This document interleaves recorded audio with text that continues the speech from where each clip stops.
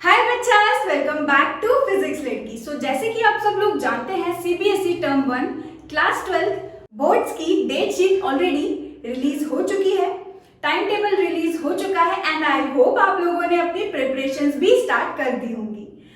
आज की ये वीडियो बहुत ही ज्यादा डिफरेंट होने वाली है क्योंकि अब तक हम डिस्कस कर रहे थे हर चैप्टर से असर्शन रीजन, साथ ही साथ हमने डिस्कस किया था हर चैप्टर से हम डिस्कस कर रहे हैं केस स्टडी टाइप क्वेश्चंस।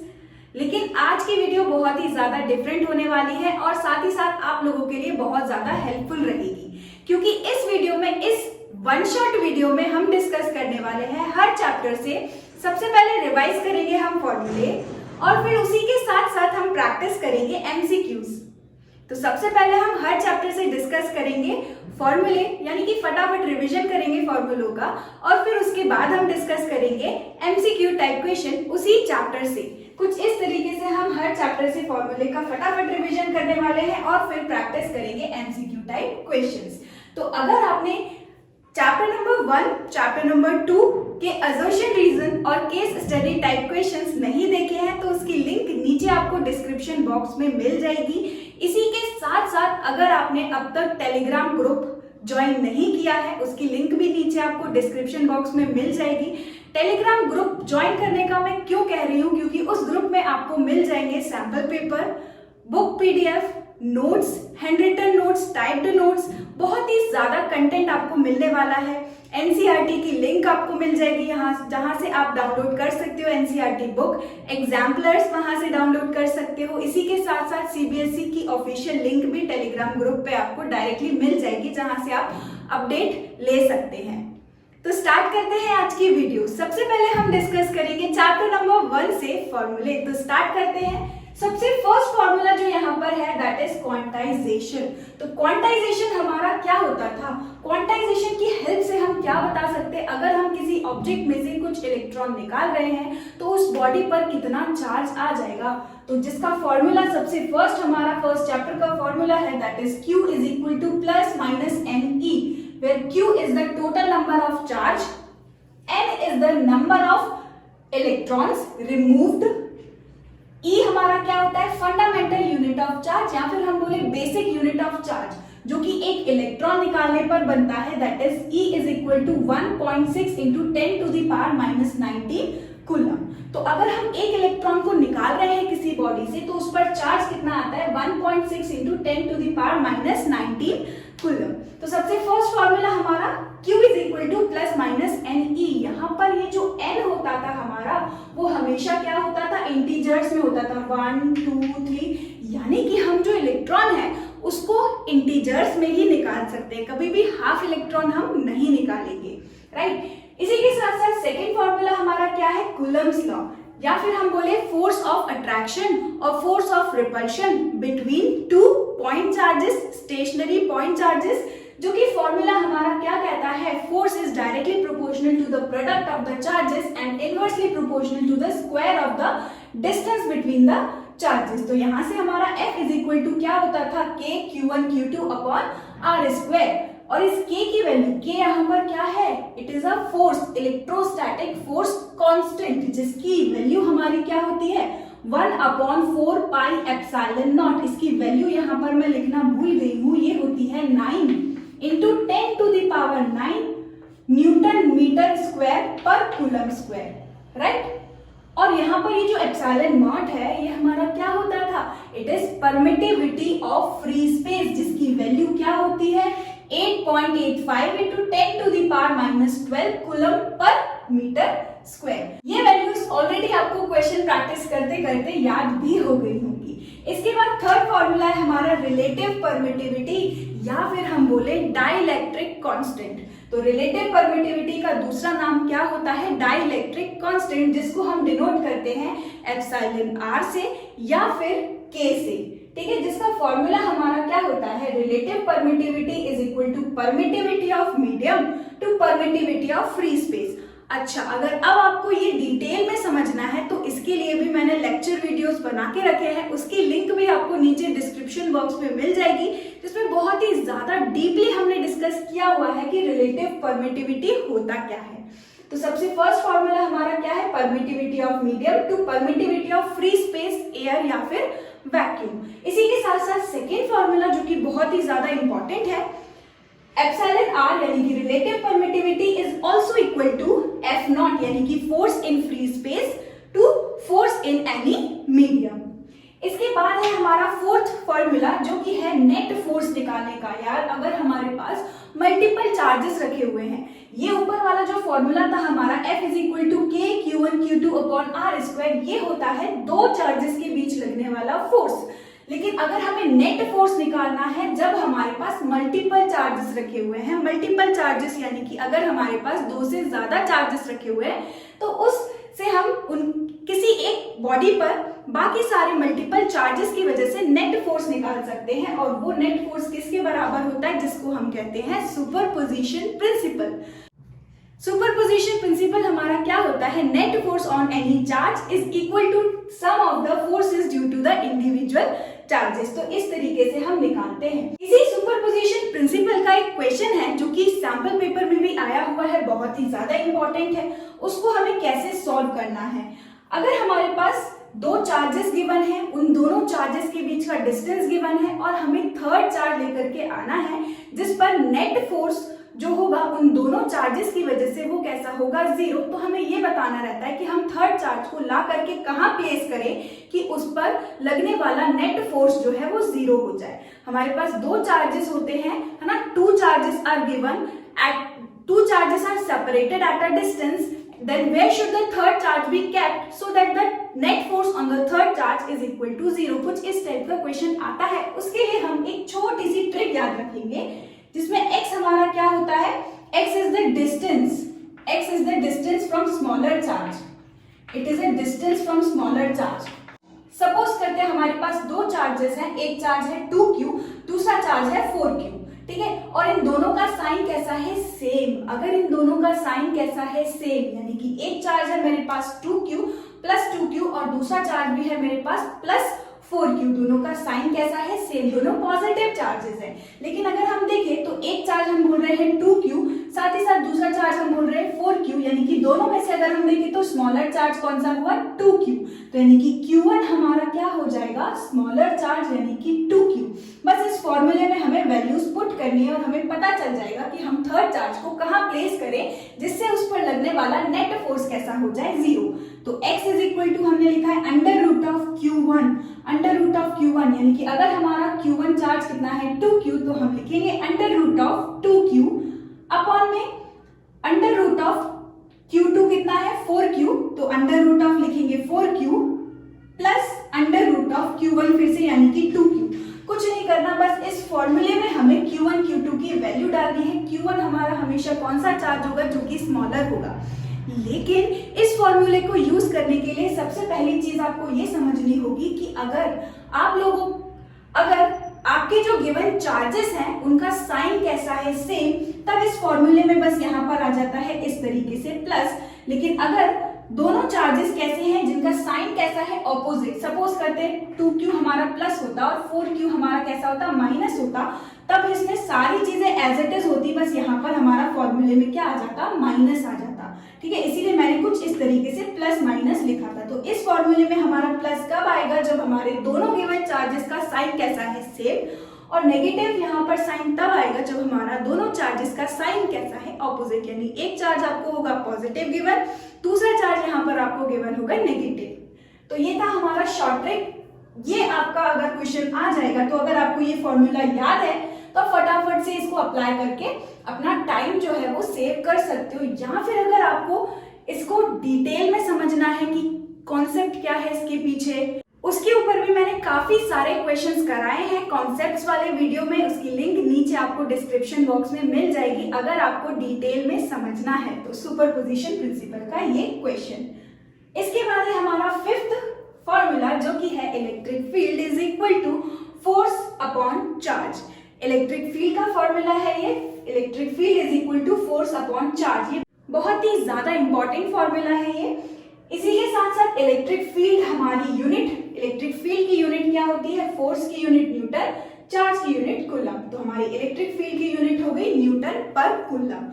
और हाँ, आप लोगों ने सेकेंड चैप्टर में पढ़ा होगा कि electric field is equal to potential upon distance. तो यार पोटेंशियल को हम डिनोट करते हैं वोल्ट से और डिस्टेंस हमारा मीटर। तो इलेक्ट्रिक फील्ड की दो यूनिट होती है, पहला हमने पढ़ा है न्यूटन पर कूलम, दूसरा होता है वोल्ट पर मीटर। तो ये दोनों ही यूनिट है किसकी, इलेक्ट्रिक फील्ड की। इलेक्ट्रिक फील्ड एक्चुअली में होता क्या था, it is a region around a charge, it is a space around a charge. तो इलेक्ट्रिक फील्ड इंटेंसिटी हम कुछ इस तरीके से कैलकुलेट कर सकते हैं, फोर्स को चार्ज से डिवाइड कर कर। फिर अगर हमारे पास एक पॉइंट चार्ज गिवन हो और उस पॉइंट चार्ज से हम किसी r डिस्टेंस पर अगर इलेक्ट्रिक फील्ड निकालना चाहते हैं तो उसके लिए फॉर्मूला हमने पढ़ा था E is equal to k q upon r square. के यहाँ पर क्या होता है, सेम यही वाला कांस्टेंट जो कि है 1/4 पाई एप्सिलॉन नॉट। फिर एप्सिलॉन नॉट हमारी क्या होती थी, परमिटिविटी ऑफ फ्री स्पेस, जिसकी ये हमारी 8.85 × 10⁻⁻12 वैल्यू होती थी। तो यहाँ से हमारा electric field is equal to k q upon r square आ जाएगा। क्यू हमारा वो चार्ज है जिससे हम r डिस्टेंस पर, उस चार्ज से r डिस्टेंस पर इलेक्ट्रिक फील्ड फाइंड करते हैं, ठीक है। फिर एक पॉजिटिव चार्ज के लिए इलेक्ट्रिक फील्ड लाइंस कैसी होती है, always away from the charges, और नेगेटिव चार्ज के लिए इलेक्ट्रिक फील्ड लाइन कैसी होती है, टुवर्ड्स चार्जेस। इसके बाद है हमारा सेवेंथ फॉर्मूला जो कि है कंटिन्यूअस चार्ज डिस्ट्रीब्यूशन। अभी तक हम पढ़ रहे थे पॉइंट चार्जेस के बारे में, अब हमारा आ गया continuous charge distribution. Continuous charge distribution में सबसे फर्स्ट नंबर पे आता है हमारा लीनियर चार्ज डेंसिटी, जो कि क्या होता है, जिसको हम डिनोट करते हैं लैम्डा से। लैम्डा हमारा क्या होता था, चार्ज पर यूनिट लेंथ, कितने लेंथ में हमारा चार्ज डिस्ट्रीब्यूटेड है ना। लीनियर चार्ज डेंसिटी हमारी चार्ज पर यूनिट लेंथ। इसी तरीके से सरफेस चार्ज डेंसिटी भी होती है जिसको हम सिग्मा से डिनोट करते थे, sigma is equal to charge per unit area. Volume हमारा होता है रो से डिनोट करते हैं इसको, it is charge per unit volume. इसके बाद है हमारा 8 फॉर्मूला जो कि है इलेक्ट्रिक डाइपोल मोमेंट का, जिसको हम P से स्मॉल p वेक्टर से डिनोट करते हैं। हाँ, हमारा इलेक्ट्रिक डाइपोल मोमेंट एक वेक्टर क्वांटिटी है जिसका direction always from negative charge to positive charge, negative charge से लेकर के पॉजिटिव चार्ज हमारे इलेक्ट्रिक डाइपोल मोमेंट का डायरेक्शन होता है, ठीक है। इसका जो फॉर्मूला होता है, इस डाइपोल मोमेंट का जो फॉर्मूला होता था वो क्या होता था, वन ऑफ द चार्ज। सबसे पहले अगर हम डाइपोल रिवाइज करें तो हमारा डाइपोल क्या होता था, a system of two equal opposite charges kept at a finite distance. हमारे पास दो चार्जेस होते थे जो कि फाइनाइट डिस्टेंस पर रखे होते थे, है ना, उसके लिए हम डाइपोल मोमेंट कैलकुलेट करते थे। तो उन दोनों इक्वल ऑपोजिट चार्जेस में से कोई एक चार्ज लेना है ना, और डिस्टेंस बिटवीन द चार्जेस। तो ये 2a क्या हो गया, it is a total distance between the two equal opposite charges. Suppose हमारे पास एक चार्ज प्लस q, दूसरा चार्ज माइनस q, और इनके बीच में डिस्टेंस कितना हो गया, 2a, ठीक है। तो इस तरीके से 2a हमारा क्या हो गया, it is a distance between the two equal opposite charges, और मैग्नीट्यूड ऑफ वन चार्ज लेना है हमें, और ये तैयार हो गया हमारा इलेक्ट्रिक डाइपोल मोमेंट का फॉर्मूला। अगर इसकी SI यूनिट की बात करें तो चार्ज हमारा होता है कूलम और a हमारा यानी कि डिस्टेंस हमारा होता है मीटर। तो SI यूनिट ऑफ डाइपोल हमारी क्या होती थी, कूलम मीटर। 9th फॉर्मूला है हमारा field due to dipole. Dipole की वजह से हमने फील्ड निकाली थी एट एक्सिस और एट इक्वेटोरियल पॉइंट। तो एक्सिस पर हमारी इलेक्ट्रिक फील्ड कितनी आई थी, 2kpr upon r square minus a square का होल स्क्वायर, और इक्वेटोरियल पर जो हमारी इलेक्ट्रिक फील्ड आई थी it is minus kp upon r square plus a square की पावर 3/2। और इसी में हमने केसेस भी देखे थे कि अगर जब हमारा जो r है, जिस पॉइंट पर हमें इलेक्ट्रिक फील्ड निकालनी है, उस पॉइंट को हम डाइपोल से बहुत दूर ले जाएं, है ना, एक्सिस पॉइंट पर बहुत दूर ले जाएं, या फिर इक्वेटोरियल पॉइंट पर r को बहुत दूर ले जाएं, या फिर सिंपली हम बोल रहे हैं कि r is very very larger than a, तब हम क्या कर सकते हैं, इस वाले फॉर्मूले में यहाँ पर हम क्या कर सकते हैं, a को निगलेक्ट कर देंगे। क्यों, क्योंकि r बहुत ज्यादा बड़ा है, तो a का स्क्वायर कैसा हो जाएगा, a क्योंकि बहुत ज्यादा छोटा है तो a का स्क्वायर बहुत ही ज्यादा छोटा हो जाएगा, राइट। तो यहाँ से हम a स्क्वायर को क्या करते हैं, निगलेक्ट करते हैं। तब हमारा एक्सिस के लिए फॉर्मूला क्या बन जाएगा, 2kp r, और यहाँ से हमारा आएगा r की पावर 4। तो एक r से एक r कैंसिल, तो यहाँ से हमारा एक्सिस के लिए इलेक्ट्रिक फील्ड का फॉर्मूला क्या बन गया, 2kp अपॉन r क्यूब। इसके बाद इक्वेटोरियल की भी बात करते हैं। तो यार इक्वेटोरियल पे भी अगर हम डाइपोल के सेंटर से चार्ज को बहुत ज्यादा दूर ले जाएंगे, यानी कि फिर से अगर हमारा R जो है वो बहुत बहुत ज्यादा ग्रेटर हो गया एज कंपेयर टू A, तो इस फॉर्मूले में भी हम A को क्या कर सकते हैं, नेग्लेक्ट कर सकते हैं। तो यहाँ से A को अगर हम नेग्लेक्ट करेंगे तो यहाँ से क्या बच जाएगा, R की पावर 2 3/2, तो 1 2 से 2 कैंसिल, तो यहाँ बचेगा R क्यूब। तो ये फॉर्मूला हमारा आया KP/R क्यूब। तो एक्सिस पर हमारा इलेक्ट्रिक फील्ड क्या निकला है, 2KP/R क्यूब, और इक्वेटोरियल पर हमारा क्या आया है, KP/R क्यूब। यहाँ से देख के हम बता सकते हैं कि जो हमारा एक्सिस पर डाइपोल की वजह से एक्सिस पर इलेक्ट्रिक फील्ड आती है वो कैसी है, twice of electric field at equatorial point, है ना। एक्सिस पर जो इलेक्ट्रिक फील्ड आती है डाइपोल की वजह से वो कैसी होती है, twice of electric field due to equatorial point. इसके बाद 10th फॉर्मूला है हमारा टॉर्क ऑन डाइपोल, एक डाइपोल पर लगने वाला रोटेटिंग फोर्स, जिसका फॉर्मूला हमारा क्या निकला था, इसको रिप्रेजेंट करते हम टाउ से। Torque is equal to P cross E, या फिर हमारा PE साइन थीटा। ठीक, तो टॉर्क निकालने का फॉर्मूला एक डाइपोल पर क्या होता था, PE sine theta, where theta is the angle between dipole moment and electric field. ठीक है, थीटा हमारा एंगल होता था किसके बीच का, डाइपोल मोमेंट और इलेक्ट्रिक फील्ड के बीच का। यहीं से अगर हम इसके यूनिट की बात करें तो इसकी यूनिट क्या होती है, न्यूटन मीटर। यहां से हमारा टॉर्क मैक्सिमम कब होगा, जब हमारे साइन थीटा की वैल्यू कैसी होगी, मैक्सिमम। तो साइन थीटा की मैक्सिमम वैल्यू कितनी होती है, 1, और उसके लिए जो एंगल होता है वो किसके बराबर होता है, 90 हो या फिर 270। सो थीटा की वैल्यू हमारी 90 या फिर 270 पर थीटा हमको जो टॉर्क है हमको वो कैसा मिलेगा, मैक्सिमम। मिनिमम टॉर्क कब होगा, जब साइन थीटा की वैल्यू कैसी हो जाए, बहुत मिनिमम हो जाए, कम हो जाए। तो मिनिमम कितनी हो सकती है, 0। तो साइन 0 पर हमको टॉर्क जो है वो कैसा मिलेगा, बहुत ज्यादा मिनिमम, जो कि होगा 0, या फिर हमारा 180, साइन 180 भी हमारा क्या होता है, 0। तो यहाँ से हमारा टॉर्क मिनिमम क्या मिला, 0। तो टॉर्क हमारा मिनिमम होता है एट थीटा इक्वल टू 0 और at theta equal to 180 degree.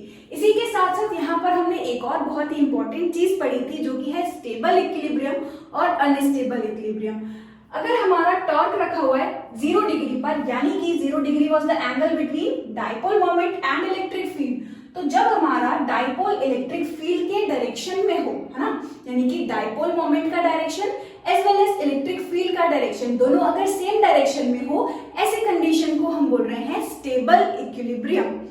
उसके बाद अगर हमारा एंगल कितना होता था, 180, 0 पर हमारा होता था स्टेबल इक्विलिब्रियम और 180 पर आता था हमारा अनस्टेबल इक्विलिब्रियम। 180 पर अनस्टेबल बोल रहे हैं जब हमारा डाइपोल मोमेंट और इलेक्ट्रिक फील्ड दोनों कैसे हो, ऑपोजिट डायरेक्शन में हो। ठीक है, तो ऐसे इक्विलिब्रियम को हम क्या बोल रहे थे, अनस्टेबल इक्विलिब्रियम। उसके बाद है हमारा 12th फॉर्मूला, जो कि है इलेक्ट्रिक फ्लक्स। इलेक्ट्रिक फ्लक्स हमारा क्या होता है, number of electric field lines passing through a given area, जिसका फॉर्मूला हमारा होता है E डॉट A। जब हम डॉट को यहाँ से हटाएंगे तो हमें क्या मिलेगा, cos थीटा, यानी कि फ्लक्स का फॉर्मूला, इलेक्ट्रिक फ्लक्स का फॉर्मूला हमारा क्या होता है, EA cos थीटा। अगर हम ऐसा यूनिट की बात करें तो यार इसकी ऐसा यूनिट क्या होती है, न्यूटन मीटर स्क्वायर पर कूलम। 13th है हमारा बहुत ही ज्यादा इंपॉर्टेंट फॉर्मूला, जो कि है गॉस लॉ।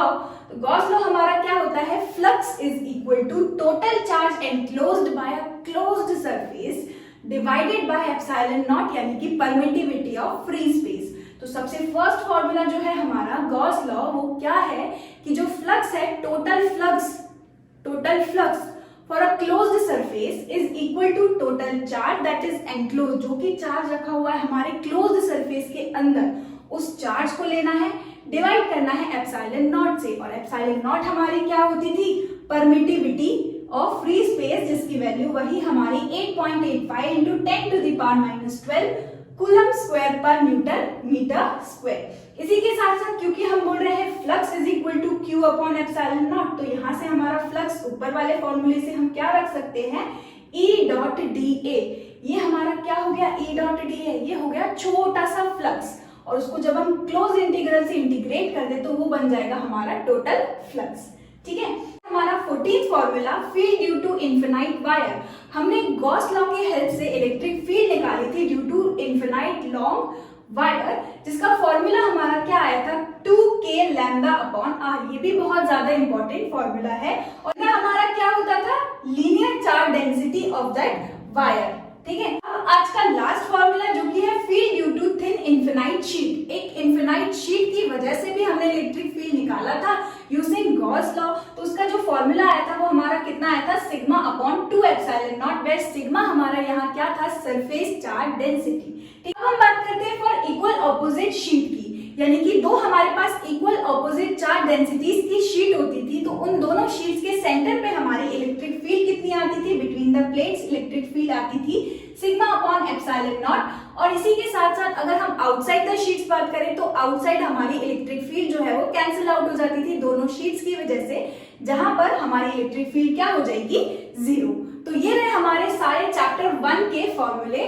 ठीक है, अगर आपको ये फॉर्मूले हैंड रिटन भी चाहिए तो वो भी मैं टेलीग्राम पे डाल दूंगी, और आज जो हम एमसीक्यू प्रैक्टिस करने वाले हैं उसकी भी जो पीडीएफ होगी वो भी मैं टेलीग्राम पे डाल दूंगी, जिससे आप प्रैक्टिस कर सको उन एमसीक्यूज को। तो अब हम डिस्कस करेंगे हमारे एमसीक्यूज। तो अब देखते हैं एमसीक्यू क्वेश्चंस हमारे चैप्टर नंबर 1 यानी कि इलेक्ट्रिक चार्जेस एंड फील्ड से। स्टार्ट करते हैं क्वेश्चन नंबर 1 से। क्वेश्चन नंबर 1 है when air is replaced by dielectric medium of constant k, the maximum force of attraction between two charges separated by a distance. हमारे पास first question में हमको क्या बोल रहे हैं, अगर हमारे पास दो कुछ इस तरीके से चार्जेस गिवन है ना, separated at a distance, two charges हमको गिवन है Q1 and Q2। Let us suppose कि यार ये दोनों चार्जेस कैसे रखे हुए हैं, they are kept in air. So यहाँ पर इनका जो इनके बीच जो फोर्स होगा that force will be equal to k Q1 Q2 upon r square, right. और यहाँ पर k की वैल्यू क्या होती थी 1/4 पाई एप्सिलॉन नॉट। ठीक है, ये k जो है ये हमारा क्या है, इससे कंफ्यूज मत होना, ये जो k है यहाँ पर ये कांस्टेंट है, इलेक्ट्रोस्टैटिक फोर्स का कांस्टेंट। इलेक्ट्रोस्टैटिक फोर्स का कांस्टेंट हमारा k है, जिसकी वैल्यू कितनी होती है 1/4 पाई एप्सिलॉन नॉट। अब आगे क्वेश्चन में यहाँ पर क्या बोल रहे हैं कि जब हम एयर को रिप्लेस कर दे, यहाँ पर कोई और मीडियम लेकर के आए और उस मीडियम का जो कांस्टेंट है वो हमको क्या दिया हुआ है k, यानी कि यहाँ जो रिलेटिव परमिटिविटी है वो हमको कितनी दी हुई है k दी हुई है, राइट। तो अब हमारा जो फोर्स होगा, अब हमारा जो मैक्सिमम फोर्स होगा वो रिमेन्स सेम। ए ऑप्शन में क्या गिवन है remains same, B becomes 1/k times, C increases k times, D decreases. तो यहाँ पर क्या होगा यार, अभी के अभी हमने फॉर्मूले में देखा था कि जो हमारा रिलेटिव परमिटिविटी है that is equal to force in free space divided by force in any medium. तो यार जब हमारा एयर रखा हुआ था तब हमारा फोर्स क्या था F0, और अब उन दोनों चार्जेस के बीच में क्या आ गया मीडियम आ गया। तो अब मीडियम आने से अब हमारा फोर्स क्या कैसा हो जाएगा, देखो हमें फोर्स निकालना है फोर्स इन मीडियम, तो हम क्या लिखेंगे force in medium is equal to force in free space divided by dielectric constant, जो कि हमको कितना दिया हुआ था k। तो यहाँ से क्लियरली आप देख सकते हो कि आपका जो फोर्स है वो कैसा हो गया 1/k times of force between the two given charges in free space या फिर एयर, राइट। तो यहाँ पर हमारा कौन सा ऑप्शन करेक्ट है, इट इज बी ऑप्शन हमारा यहाँ पर करेक्ट है।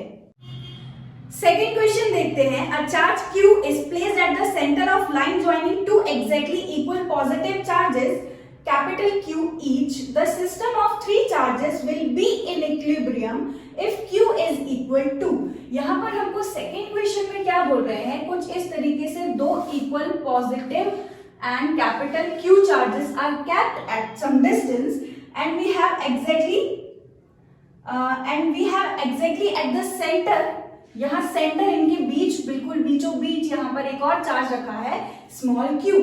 सो अब हमें बताना है कि यार इस स्मॉल q की वैल्यू कितनी होनी चाहिए ताकि ये तीनों के तीनों चार्ज आपस में कैसे रहे इक्विलिब्रियम। तीनों चार्ज बोल रहे हैं इक्विलिब्रियम में है का क्या मतलब है, यानी कि इस चार्ज पर ये दो चार्ज फोर्स लगा रहे होंगे, यानी कि इन दोनों चार्ज की वजह से जो इस चार्ज पर फोर्स लगेगा वो कैसा होगा इक्वल एंड ऑपोजिट, यानी तभी नेट फोर्स कैसा होगा 0 होगा। अगर हम स्मॉल q की बात करें तो स्मॉल q पर ये चार्ज और ये चार्ज फोर्स लगा रहा होगा, तो दोनों की वजह से अगर नेट फोर्स 0 रखना है, यानी कि दोनों इस स्मॉल क्यू चार्ज पर इक्वल एंड ऑपोजिट डायरेक्शन में फोर्स लगा रहे होंगे। सिमिलरली अगर इसकी बात करें, क्योंकि यहाँ पर बोला है ना तीनों के तीनों चार्ज आपस में कैसे हैं, अगर इक्विलिब्रियम में है तो हमें इस स्मॉल क्यू की वैल्यू निकालनी है। तो सिंपल सी बात, हम क्या करते हैं, इसकी पहले हम नेमिंग कर लेते हैं। ये हो गया ए पॉइंट, ये हो गया बी पॉइंट और ये हो गया सी पॉइंट। तो यहाँ से हम क्या ऐसा नहीं लिख सकते हैं, force on B due to charge kept at A is equal to force on A due to charge kept at C. यानी कि अगर हम सिर्फ इस वाले चार्ज की बात करें तो इस वाले चार्ज पर फोर्स स्मॉल क्यू भी लगा रहा है और ये वाला कैपिटल क्यू भी लगा रहा है। और क्योंकि अगर बोला है यहाँ पर तीनों के तीनों चार्जेस एक दूसरे के इक्विलिब्रियम में है, यानी कि ये चार्ज इस पर जो फोर्स लगा रहा होगा और ये चार्ज इस पर जो फोर्स लगा रहा होगा, दोनों फोर्स आपस में कैसे होंगे, इक्वल एंड ऑपोजिट। तो यार इक्वल एंड ऑपोजिट है तो हम कुछ इस तरीके से उसको लिख सकते हैं। So now force on B due to A, अगर इनके बीच का डिस्टेंस अगर हम सपोज कर ले x, है ना, और हमको बोला है हमारा स्मॉल क्यू कहाँ रखा है, exactly at the centre, that means यहाँ पर ये डिस्टेंस कितना हो गया x/2, यहाँ पर ये डिस्टेंस कितना हो गया x/2। अब कुछ नहीं, सिंपल हमारा इलेक्ट्रोस्टैटिक फोर्स का फॉर्मूला क्या होता है, के किसके बीच में निकालना है, B और A के बीच में, यानी कि चार्जेस हमारे क्या हो गए, कैपिटल Q, ये हो गया स्मॉल q अपॉन इनका स्क्वायर, यानी कि इनके बीच के डिस्टेंस का स्क्वायर, x/2 का whole square is equal to force on charge capital A due to C, यानी कि इन दोनों के बीच अब हमें फोर्स लिखना है, इन दोनों के बीच अब लगने वाला इलेक्ट्रोस्टैटिक फोर्स लिखना है, जो कि होगा K Q अपॉन इनके बीच का डिस्टेंस दैट इज x, यानी कि x स्क्वायर, राइट। और यहां से k से k कैंसिल, q से q कैंसिल, और यहां पर हमारा क्या बच रहा है, देखो small q is equal to, ये आएगा ऊपर 4 और बाकी ये भी हमारा हो जाएगा कैंसिल आउट, तो यहां से हमारा बचेगा q, यानी कि q is equal to q/4, right. और क्योंकि यहाँ पर बोला है हमारे दोनों चार्जेस कैसे हैं, दोनों पर लगने वाला फोर्स कैसा है, इक्वल एंड ऑपोजिट, यानी कि यहाँ पर हमारा नेगेटिव साइन और आ जाएगा, यानी कि हमारा जो चार्ज Q है इसकी वैल्यू क्या हो गई, -Q/4, -Q/4, राइट। सो हम देखते हैं हमारा कौन सा ऑप्शन यहाँ पर करेक्ट है। सो ए ऑप्शन में हमको गिवन है -Q, बी में हमको गिवन है -Q/4, यानी कि फिर से हमारा करेक्ट आंसर यहाँ पर क्या है, option number second that is B, -Q/4, या इनिशियली आप यहाँ पर भी साइन ले सकते हो, राइट। नेट फोर्स हमको बोला है 0 है, तो हम इसी तरीके से तो लिखेंगे ना, FBA plus FAC is equal to 0, यही तो नेट फोर्स का मतलब होता है। और यहाँ से इसको हम शिफ्ट करके ले जाएंगे तो यहाँ ऑलरेडी माइनस साइन आ जाएगा, तो आप स्टार्टिंग से ही यहाँ पर माइनस लेकर के चल सकते हो, ठीक है। अब देखते हैं हमारा question number 3, that is a charge Q is placed at the corner of a cube. एक क्यूब है और उसके कॉर्नर पर एक कैपिटल Q चार्ज रखा हुआ है। The electric flux to all the faces of the cube is, third है हमारा कि हमारे पास कुछ इस तरीके से एक ऐसा क्यूब रखा हुआ है और इसके एग्जैक्टली कॉर्नर पर, यहाँ पर ये कॉर्नर पर है एक चार्ज Q। अब हमें इस Q स्मॉल q चार्ज की वजह से फ्लक्स निकालना है, तो हमने गॉस लॉ में पढ़ा है flux is equal to Q upon epsilon naught, लेकिन ये हम तभी यूज कर सकते हैं जब हमारा सरफेस कैसा हो, क्लोज्ड हो। लेकिन यहाँ पर हम चार्ज को देख रहे हैं तो चार्ज एग्जैक्टली क्लोज्ड सरफेस के अंदर तो लाई नहीं कर रहा है, यानी कि अगर हम यहाँ अज्यूम कर लें, यहाँ एक और क्यूब ले लिया कुछ इस तरीके से और एग्जैक्टली हम स्मॉल क्यू को किसी तरीके से उसके अंदर लेकर के आए, राइट। इसमें कॉन्सेप्ट क्या होता है कि अगर हमारे पास कोई इस तरीके से स्फीयर, कुछ इस तरीके से हमें क्यूब दिया हुआ है या कोई भी यहाँ पर शेप दिया हो, तो हमें इस चार्ज क्यू को एग्जैक्टली कहाँ रखना रहता है, इनसाइड द सरफेस। तो यहाँ पर हम देख रहे हैं कि हमारा चार्ज जो है वो एग्जैक्टली इनसाइड नहीं है ना, तो इसको अंदर रखने के लिए इस चार्ज क्यू को वो रखा तो वही है, बट हमें उसको ऐसे कुछ सरफेसेस ड्रॉ करने पड़ेंगे ताकि हमारा चार्ज जो है वो कैसा हो जाए, क्लोज्ड सरफेस के अंदर आ जाए। यानी कि हम क्या कर रहे हैं, यहाँ पर कुछ एक और इस तरीके का क्यूब बनाएंगे, ठीक है, कुछ इस तरीके का एक और क्यूब, इसके साइड में एक क्यूब ये रखा है, उसके साइड में एक क्यूब, और इस तरीके से हमें चार्ज क्यूब को एग्जैक्टली कहाँ रखना है, इसके सेंटर में, यानी कि एक और क्यूब हमें यहाँ पर लगाना होगा कुछ इस तरीके से, कुछ इस तरीके से एक और क्यूब यहाँ पर लगेगा, ठीक है, और फिर एक और क्यूब अगर यहाँ लगेगा तो आप अभी भी देख सकते हो ये इसके एग्जैक्टली सेंटर में जो है नहीं आया है। ठीक है, इसके एग्जैक्टली सेंटर में नहीं आया है। अभी भी इस तरफ से अगर हम 1 2 3 4 और लगा दें तो हमारा जो क्यूब है, जो हमारा छोटा सा चार्ज है, वो एग्जैक्टली इस पूरे क्लोज्ड सरफेस के इनसाइड आ जाएगा। राइट, मतलब हमें यहाँ पर एक और क्यूब लगाना है, एक और क्यूब लगाना है, एक और क्यूब। टोटल हमारे यहाँ पर क्यूब्स कितने हो गए? फ्रंट में 1 2 3 4 और उस चार्ज के पीछे कितने हो जाएंगे? 1 2 3 4। राइट, यानी कि टोटल कितने हो गए क्यूब? 8। तो अब हमारा पूरा 8 क्यूब से मिलकर के क्लोज्ड सरफेस बना और उस क्लोज्ड सरफेस के अंदर हमारा अब चार्ज रखा गया। ठीक है, और क्लोज्ड सरफेस के लिए अगर अंदर चार्ज क्यू रखा है तो उसका फ्लक्स हमें पता है कितना होता है, Q अपॉन एप्सिलॉन नॉट। लेकिन यहाँ पर हमसे क्या पूछा है? The electric flux through all the faces, सारे फेसेस के लिए बताना है। तो यहाँ पर हमारे क्यूब कितने थे? 8 क्यूब थे। तो यार सारे फेसेस यानी कि सारे हमारे जो फेस, एक फेस होगा क्यूब का, उसके लिए हमसे पूछा है, यानी कि इसके फेसेस कितने होते हैं? 6। लेकिन क्योंकि यहाँ पर हमको बोला उसके सारे फेसेस के लिए निकालना है, यानी कि सारे 6 फेसेस के लिए निकालना है, तो हमारा फ्लक्स क्या हो जाएगा? ये तो हमने फ्लक्स निकाला है पूरा का पूरा 8 क्यूब्स के लिए। तो एक क्यूब के लिए अगर हमें निकालना हो, तो एक क्यूब के लिए अगर हमें निकालना हो तो हम क्या कर देंगे? इसका 8 से डिवाइड कर देंगे। इसको flux through all the 6 faces बोलो या फिर फ्लक्स थ्रू 1 फेस 1 क्यूब बोलो। राइट, ऑल द 6 फेसेस भी बोल सकते हैं हम, या फिर 1 क्यूब। तो यहाँ पर हमारा क्या था कॉन्सेप्ट कि अगर हमारे पास चार्ज रखा हुआ है, किसी ना किसी तरीके से हमें उस चार्ज को इनसाइड लाना रहता है, तो हमने कुछ इमेजिनरी कुछ इस तरीके से क्यूब्स ले लिए। तो टोटल क्यूब्स कितने पड़े हमको? जरूरत कितनी पड़ी टोटल क्यूब्स की? 8 क्यूब्स की जरूरत पड़ रही है यहाँ पर। तो यार टोटल अगर हम 8 के लिए निकाल रहे हैं तो कितना है? टोटल 8 क्यूब के लिए जो फ्लक्स निकलेगा वो होगा Q bye epsilon not using Gauss law. And क्योंकि यहाँ पर पूछा है हमारे 6 फेसेस के लिए, या फिर हम बोले जो हमारे फेसेस हैं उसके लिए, यानी कि पर्टिकुलर 1 क्यूब के लिए सिंपली उन्होंने पूछ लिया, तो एक क्यूब के लिए अगर हमें निकालना होगा तो 8 से हम सिंपली क्या कर देंगे? डिवाइड कर देंगे। आई होप आपको ये क्वेश्चन समझ आया। अब देखते हैं question number 4, that is 8 dipoles of charges of magnitude E placed inside a cube, the total electric flux coming out of the cube will be।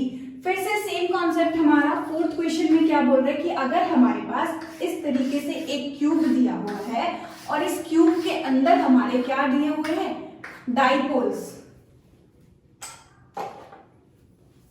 इस क्यूब के अंदर हमारे क्या दिए हुए हैं? डाइपोल्स हमको दिए हुए हैं। कितने डाइपोल्स हैं? 8 डाइपोल्स हैं। अगर हम बात करें एक डाइपोल की, यानी कि डाइपोल हमारा क्या होता है? System of 2 equal opposite charges. यहाँ पर तो हमको चार्ज भी दिया हुआ है -E और +E। ठीक है, तो यार अगर हम बात करें गॉस लॉ की, तो गॉस लॉ हमारा क्या कहता है? Flux is equal to Q upon epsilon naught, where Q जो है हमारा वो क्या होता है? टोटल चार्ज होता है। अगर हम एक डाइपोल की बात करें, एक डाइपोल पर इक्वल ऑपोजिट चार्जेस होंगे। राइट, तो यहाँ से टोटल चार्ज अगर हम निकालेंगे तो क्या निकलेगा? -E + E upon epsilon naught, यानी कि 0। राइट, तो फ्लक्स क्या होगा? 0 होगा। अगर एक डाइपोल के लिए 0 है और हमारे पास यहाँ पर अब 8 डाइपोल्स हो या फिर 10 डाइपोल्स हो या फिर 1000 डाइपोल्स हो, सबके लिए फ्लक्स जो होगा, टोटल फ्लक्स जो होगा वो कैसा हो जाएगा? Coming out from the surface कैसा होगा? 0 होगा। तो टोटल फ्लक्स हमारा यहाँ पर क्या आया? 0 आया। सो करेक्ट ऑप्शन यहाँ पर क्या है? Option number D, that is 0। 5th question देखते हैं। 2 point charges +8Q and -2Q are located at x equal to 0। ये क्वेश्चन आपका सैंपल पेपर में भी आया हुआ है। 2 पॉइंट चार्जेस गिवन है हमको यहाँ पर, अब जिनका जो डिस्टेंस है these are located at from the origin at x equal to 0 पर हमारा +8Q चार्ज रखा हुआ है। ठीक है, एंड -2Q हमारा L डिस्टेंस पर रखा हुआ है। ठीक है, +8Q हमारा ओरिजिन पे रखा हुआ है एट x इक्वल टू 0 और हमारा जो -2Q चार्ज है वो कहाँ पर रखा हुआ है? L डिस्टेंस पर कुछ इस तरीके से रखा हुआ है। The location of a point on the x axis at which the net electric field due to these 2 point charges is 0।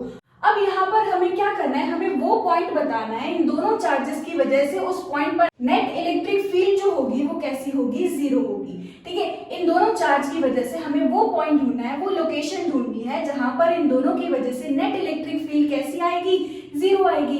तो यार इसके लिए अभी हमने एक नया फॉर्मूला सीखा है। अगर हमारे पास कुछ इस तरीके से ऑपोजिट चार्जेस है तो हम फॉर्मूला लिखेंगे x is equal to under root of q1 upon under root of q2 minus q1, ठीक है, और इनटू में क्या आएगा l, इनटू में क्या आएगा l, where l is the distance between the charges, x is the distance from the smallest charge, smallest charge की स्मॉलेस्ट चार्ज से हमारा x क्या होता है, डिस्टेंस होता है, ठीक है। अब यहाँ पर q1 देखें तो q1 is the smallest charge जो कि कितना है 2q। सिंपली अब यहाँ पर हम वैल्यूज पुट करते हैं, देखो अंडर रूट ऑफ q1 यानी कि हमारा आएगा under root of 2q upon q2 कितना है 8q, लिखेंगे under root of 8q minus फिर से अंडर रूट ऑफ 2q और इनटू में l is the distance between the two given charges. यहां से हम क्या कर सकते हैं, अंडर रूट नीचे से अंडर रूट 2q को क्या ले ले, अगर कॉमन ले ले, ठीक है, तो यहां से आएगा अंडर रूट 2q कॉमन, अंदर कितना बचेगा under root of 4, under root of 4 क्या होगा, यानी कि हमारा आएगा 2 और माइनस में 1, ठीक। यहां से 2q कैंसिल और साथ में हमारा l चल रहा है, it is l upon 2 minus 1 यानी कि 1। सो x is the distance from the smallest charge, इस स्मॉलेस्ट चार्ज से हमारा जो पॉइंट हमको मिला है दैट इज l, और ये पॉइंट होगा हमारा जहां पर नेट इलेक्ट्रिक फील्ड कैसी मिल रही है, इन दोनों चार्जेस की वजह से 0 मिल रही है। तो टोटल डिस्टेंस अगर हम देखें ओरिजिन से, तो यार ओरिजिन से अगर हम कैलकुलेट करें तो l plus l total length हमारी जो हो गई, सॉरी टोटल डिस्टेंस जो हो गया हमारा, टोटल लोकेशन जो है हमारी x एक्सिस के अलोंग ओरिजिन से कितना आया डिस्टेंस 2l पर, इन दोनों चार्जेस की वजह से नेट इलेक्ट्रिक फील्ड कैसी मिलने वाली है 0। So our correct answer is 2l, option number B. So correct answer is B 2l। Question number 6 देखते हैं। Figure shows electric field lines in which an electric dipole P is placed as shown in the figure. Which of the following statement is correct? इनमें से हमें बताना है कौन सा option यहाँ पर करेक्ट होगा। NCERT एग्जाम्पलर का क्वेश्चन है ये। The dipole will not experience any force. Dipole will experience a force towards right. Dipole will experience a force towards left. Dipole will experience a force upward. तो यहाँ पर सबसे पहले हम कॉन्सेप्ट लगाते हैं। जो हमारा 6th क्वेश्चन है उसमें आप देख सकते हो कुछ इस तरीके से नॉन यूनिफॉर्म इलेक्ट्रिक फील्ड हमको गिवन है। अब इस नॉन यूनिफॉर्म इलेक्ट्रिक फील्ड में हमारा डाइपोल प्लेस्ड है कुछ इस तरीके से, यहाँ पर रखा हुआ है -q और यहाँ पर रखा हुआ है हमारा +q, ठीक है। यहाँ क्लियरली आप देख सकते हो, यहाँ आपने पढ़ा भी होगा, जहां पर हमारी इलेक्ट्रिक फील्ड लाइंस क्लोजर होती है वहां पर इलेक्ट्रिक फील्ड कैसी होगी मैक्सिमम, और जहां electric field lines further apart होती है वहां पर इलेक्ट्रिक फील्ड का मैग्नीट्यूड कैसा होगा, कम होगा, ठीक है। तो यहाँ पर अब क्या हो रहा है, अगर यहाँ पर हम देखें तो चार्जेस का मैग्नीट्यूड तो सेम है। अगर हम फोर्स निकालें तो फोर्स का फॉर्मूला हमारा होता है QE, ठीक। यहाँ पर इलेक्ट्रिक फील्ड सपोज करते हैं E1, यहाँ पर इलेक्ट्रिक फील्ड सपोज करते हैं E2, ठीक। यहाँ पर हमारा अगर हम देखें तो इलेक्ट्रिक फील्ड E1 ग्रेटर है या E2 ग्रेटर है, ऑब्वियसली E1 हमारी कैसी है, ग्रेटर। हम लिख रहे हैं E1 is greater as compare to E2। तो यानी कि इफेक्ट हमारा नेगेटिव चार्ज पर ज्यादा होगा, क्यों, क्योंकि इलेक्ट्रिक फील्ड हमारी ज्यादा है। अगर इलेक्ट्रिक फील्ड ज्यादा है तो यार उसकी वजह से जो फोर्स एक्सपीरियंस करेगा चार्ज वो भी कैसा होगा, ज्यादा होगा। और नेगेटिव चार्ज पर इलेक्ट्रिक फील्ड फोर्स किस डायरेक्शन में लगाएगी, in opposite to the direction of electric field, यानी कि नेगेटिव चार्ज पर फोर्स कुछ इस डायरेक्शन में लग रहा होगा, ठीक है। पॉजिटिव चार्ज पर फोर्स कुछ इस डायरेक्शन में लग रहा होगा, लेकिन दोनों में से जीतेगा कौन, जिसकी इलेक्ट्रिक फील्ड कैसी होगी, ज्यादा। तो यहाँ पर नेगेटिव चार्ज की इलेक्ट्रिक फील्ड ज्यादा थी, यानी कि इस पर नेट फोर्स जो आएगा वो भी इसी डायरेक्शन में आएगा, यानी कि हमारा डाइपोल जो है वो राइट साइड जाएगा, नहीं वो कहाँ जाएगा, लेफ्ट साइड जाएगा। यानी कि हमारा करेक्ट ऑप्शन यहाँ पर है option number C, the dipole will experience a force towards left, ठीक है। 7th क्वेश्चन की बात करते हैं। SI unit of permittivity of free space. Permittivity of free space की हमारी SI यूनिट क्या होती है, अगर हम बात करें तो हमारा फॉर्मूला होता है 1/4 pi epsilon naught force is equal to 1/4 pi epsilon naught Q1 Q2 upon r square. ठीक है, फोर्स हमारा होता है न्यूटन, यहां से 1/4 पाई कांस्टेंट है, एप्सिलॉन नॉट बचा, परमिटिविटी ऑफ फ्री स्पेस। ठीक है, Q1 अगर हम देखें तो Q1 की यूनिट क्या होगी, चार्ज की यूनिट क्या होती है, कूलम, और दूसरे चार्ज की भी कूलम, यानी कि हमारा कूलम स्क्वायर, अपॉन में यहाँ पर डिस्टेंस की यूनिट क्या होती है, मीटर स्क्वायर। तो यहाँ से हमारा एप्सिलॉन नॉट जो है वो हमको कितना मिल रहा है, कूलम स्क्वायर पर newton metre square. So correct answer हम यहाँ पर चेक करते हैं, हमारा ऑप्शन नंबर सी है। ठीक है, 7th का आंसर है हमारा option number C, that is C, coulomb square पर newton metre square. 8th question देखते हैं, which of the following statement is not true about Gauss law. Gauss law के लिए इनमें से कौन सा स्टेटमेंट ट्रू नहीं है। एग्जाम में भी आपको ये जो क्वेश्चन है इस टाइप के, जिसमें नॉट लिखा हुआ है, ठीक है, ऑलवेज लिखा हुआ है, इस टाइप के क्वेश्चन आपको थोड़ा सा केयरफुली रीड करना पड़ेगा। ठीक है, यहाँ पर क्या लिखा है, नॉट ट्रू। फर्स्ट ऑप्शन है हमारा यहाँ पर, Gauss law is true for any closed surface. ये तो बिल्कुल कंडीशन ही होती है हमारी गॉस लॉ की, कि गॉस लॉ हम वहां अप्लाई कर सकते हैं जब हमारा सरफेस कैसा हो, क्लोज्ड हो। B, the term Q on the right side of Gauss law includes the sum of all the charges enclosed by the surface। अब हमने जो गॉस लॉ पढ़ा है, हमारा गॉस लॉ क्या होता है, that is phi is equal to q upon epsilon naught. तो बोल रहे हैं इसमें हमारा जो राइट साइड पे हमारा चार्ज होता है Q, the term Q on the right side of the Gauss law includes the sum of all the charges। बिल्कुल सही बात है, टोटल चार्ज, जैसे हम डाइपोल की ही बात कर रहे थे, तो इसके अंदर जितना टोटल चार्ज होगा हम वही तो रखते हैं, राइट। सो हमारा सेकेंड ऑप्शन भी यहाँ पर कैसा है, ट्रू है। सी की बात करते हैं, Gauss law is not much useful in calculating electrostatic field when the system has some symmetry. तो ये ऑप्शन हमारा कैसा हो गया, गलत हो गया, लेकिन हमारे क्वेश्चन का करेक्ट आंसर भी है। 8 का करेक्ट आंसर क्या है, सी। ठीक है, ये गलत है पर ये सही है। ठीक, Gauss law is not much useful नहीं है, बल्कि गॉस लॉ यूजफुल होता है अगर सिस्टम में कोई सिमेट्री होती है। अगर सिस्टम में कोई सिमेट्री होती है, जैसे हम बात कर रहे थे इन्फिनाइट प्लेन शीट की या इन्फिनाइट लॉन्ग वायर की, तो वहां पर सिमेट्री भी थी, चार्ज हमारा इक्वली डिस्ट्रीब्यूटेड भी था, तो उसके लिए हमने electric field, net electric field निकाली थी। तो उसके लिए हमने इलेक्ट्रिक फील्ड भी निकाली थी, इलेक्ट्रोस्टैटिक फील्ड भी कैलकुलेट किया था, यानी कि ऑप्शन सी यहाँ पर कैसा होगा, करेक्ट। डी में क्या है, Gauss law is based on the inverse square dependence on the distance contained in the Coulomb's law. बिल्कुल सही बात है कि जो हमारा गॉस लॉ है वो किस पर बेस्ड है, इनवर्स स्क्वायर लॉ पर बेस्ड है। ठीक है, सो करेक्ट आंसर हमारा 8th क्वेश्चन के लिए क्या है, सी। अगर आपको डिटेल में और जानना है कि गॉस लॉ के क्या क्या हमारे इंपॉर्टेंट पॉइंट्स है, तो उसकी लिंक नीचे आपको डिस्क्रिप्शन बॉक्स में मिल जाएगी। उस वीडियो में मैंने क्लियरली एक्सप्लेन भी किया है कि हमारे कितने सारे पॉइंट जो एनसीईआरटी में गिवन है वो सारे के सारे आपको उस वीडियो में बिल्कुल लाइन बाय लाइन एक्सप्लेन्ड मिल जाएंगे। 9th question, A charge Q is divided into 2 parts, small q and q minus q, यानी कि हमारे जो दो चार्जेस है that is q small q and q minus q। यहाँ पर एक गिवन चार्ज है कैपिटल Q, उसको दो पार्ट्स में डिवाइड किया है, पहला स्मॉल q एंड दूसरा कैपिटल Q माइनस q में। ठीक है, if the Coulomb repulsion between them when they are separated is to be maximum. अगर उनके बीच का कूलम रिपल्शन जो है, यानी कि जो फोर्स है वो कैसा है, अगर उन दोनों के बीच मैक्सिमम है, यानी कि हमको यहाँ पर क्या करना है, फाइंड करना है ratio of capital Q upon small q।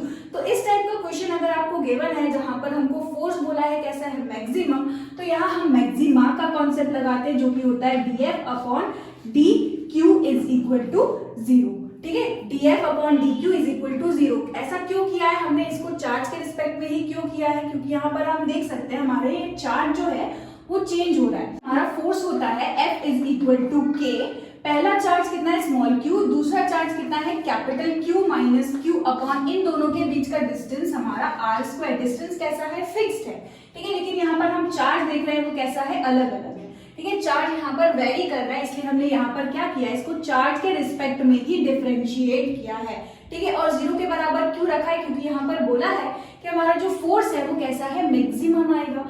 Right, अब बस हमें कुछ नहीं करना, हमने फोर्स निकाल लिया, कूलम फोर्स, इसको बस डिफरेंशिएट करना है और 0 के बराबर रखना है। डिफरेंशिएट हम करेंगे q के रिस्पेक्ट में, यानी कि मिलेगा हमको df upon dq is equal to d upon dq और वापस से k q capital Q minus small q upon r square. यहां से अगर हम देखें तो k कांस्टेंट है इसलिए आ गया बाहर k, x स्क्वायर हमारा r स्क्वायर जो है वो भी कांस्टेंट है इसलिए इसको भी निकाल लिया हमने बाहर, ठीक है। और साथ ही साथ यहाँ पर हम देखें तो ये q को अंदर मल्टीप्लाई करेंगे तो हमें मिलेगा d by d q of q small q minus q square. बस अब q के रिस्पेक्ट में हम ये q ही तो यहाँ वेरी कर रहा है ना, तो इस q के रिस्पेक्ट में इसको डिफरेंशिएट करेंगे तो यहाँ पर कैपिटल Q तो कैसा है कांस्टेंट, इसलिए इसको निकालेंगे फिर से बाहर। तो ये हमारा आया k capital Q upon r square, ठीक है।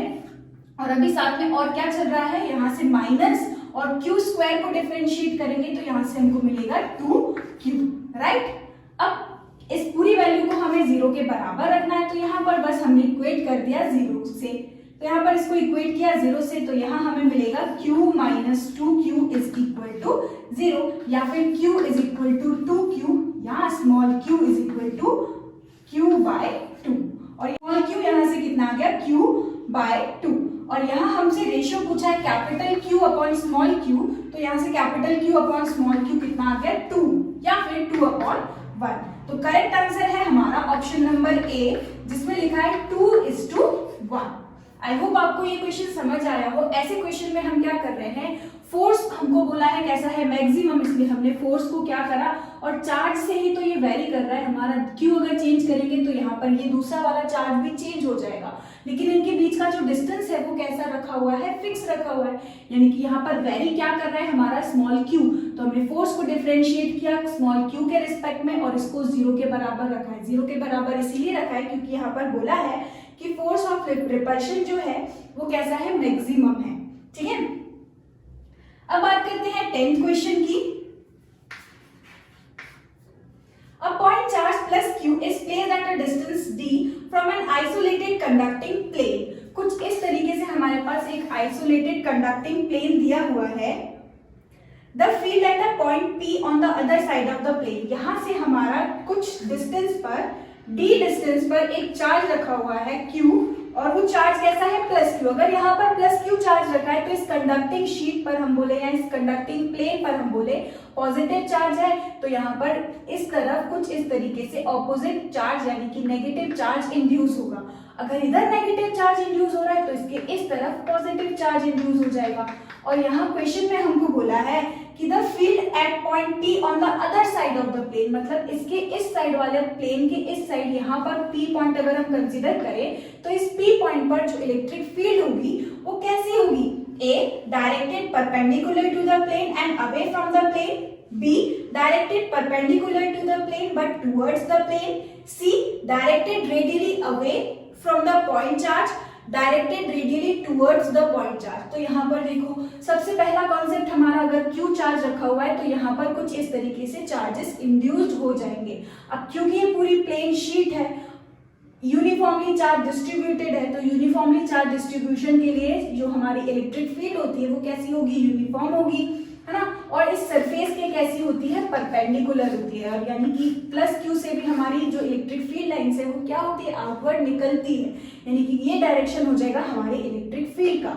तो यार हम देख सकते हैं ये पहली चीज तो कैसी है, परपेंडिकुलर टू द सरफेस है, ठीक है। और दूसरी चीज अवे फ्रॉम द प्लेन है, प्लेन से अवे जा रही है ना कि टूवर्ड्स आ रही है। क्यों, अगर यहाँ पर नेगेटिव चार्ज होता, अगर यहाँ पर नेगेटिव चार्ज होता तो यहाँ पर बन जाता हमारा पॉजिटिव और यहाँ पर बन जाता इंड्यूस हो जाता हमारा नेगेटिव चार्ज, और इसके लिए कुछ इस तरीके से परपेंडिकुलर और टुवर्ड्स द प्लेन आंसर हम लिखते हैं। लेकिन क्योंकि यहाँ पर पॉजिटिव है तो परपेंडिकुलर तो है इलेक्ट्रिक फील्ड लाइन लेकिन अवे फ्रॉम द प्लेन भी है, यानी कि हमारा करेक्ट आंसर यहाँ पर है 10th के लिए option number first, that is a, directed perpendicular to the plane and away from the plane.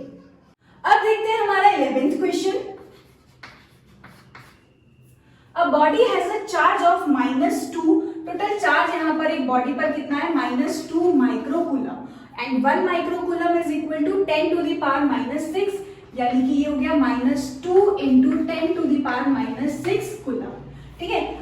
आगे बढ़ते हैं, if it has 2.5 into 10 to the power 30 proton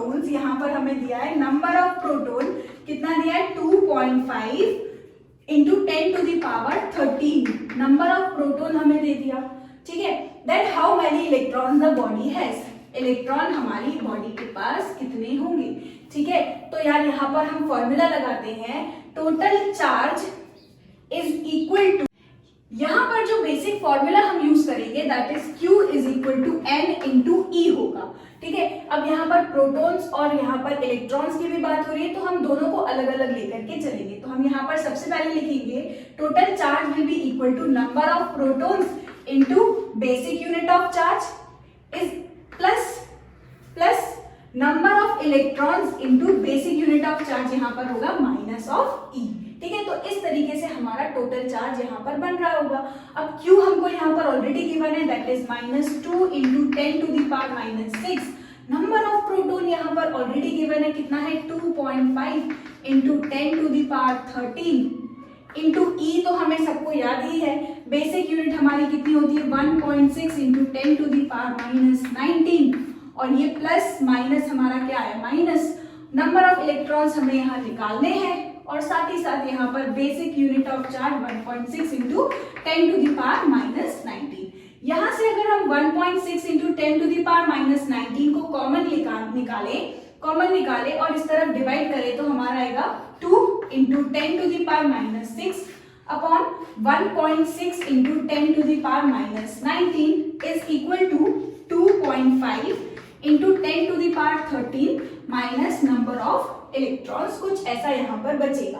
और जब हम इसको डिवाइड करेंगे तो यहाँ से हमारा जो आंसर है वो आएगा -0.25 इंटू 10 टू द पावर -13, ठीक है। और बस हमें क्या करना है, अब इसको अगर हम ऐड कर दें यहाँ पर रीअरेंज करें तो नंबर ऑफ प्रोटॉन्स यहाँ से हमारे निकल करके आ जाएंगे, नंबर ऑफ इलेक्ट्रॉन्स हमारे यहाँ से निकल कर आ जाएंगे।